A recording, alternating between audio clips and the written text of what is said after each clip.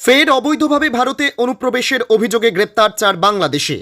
বুধবার ভোররাতে ঘটনাটি ঘটেছে মুর্শিদাবাদের লালগোলা থানার তারানগর এলাকায়। ধৃতদের নাম মোহাম্মদ রফিক, মোহাম্মদ আলামিন, জাহাঙ্গীর শেখ ও রাহুল শেখ। তাদের বাড়ি বাংলাদেশের চাপাই নবাবগঞ্জ জেলায়। জানা গেছে, ভারত বাংলাদেশ সীমান্তের তারানগর সীমান্ত দিয়ে 4 জন বাংলাদেশি অবৈধভাবে ভারতে এসে ঘোরাঘুরি করছিল। গোপন সূত্রে সেই খবর পেয়ে অভিযানে নামে লালগোলা থানার পুলিশ।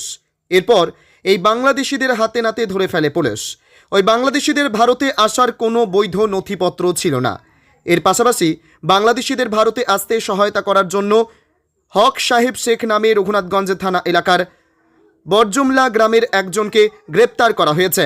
তবে আরও কয়েকজন বাংলাদেশিদের অবৈধভাবে ভারতে নিয়ে আসার ক্ষেত্রে জড়িত থাকতে পারে বলে জানা গেছে।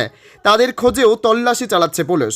ধৃত বাংলাদেশিরা কী উদ্দেশ্যে ভারতে প্রবেশ করেছিল সে বিষয়ে বিশদে জানার জন্য তদন্ত শুরু করেছে পুলিশ। ধৃতদের আজ বুধবার লালগোলা থানা থেকে লালবাগ মহকুমা আদালতে পাঠানো হচ্ছে। ব্যুরো রিপোর্ট, এসটিভি নিউজ, সময়ের সাথে সত্যের সন্ধানে।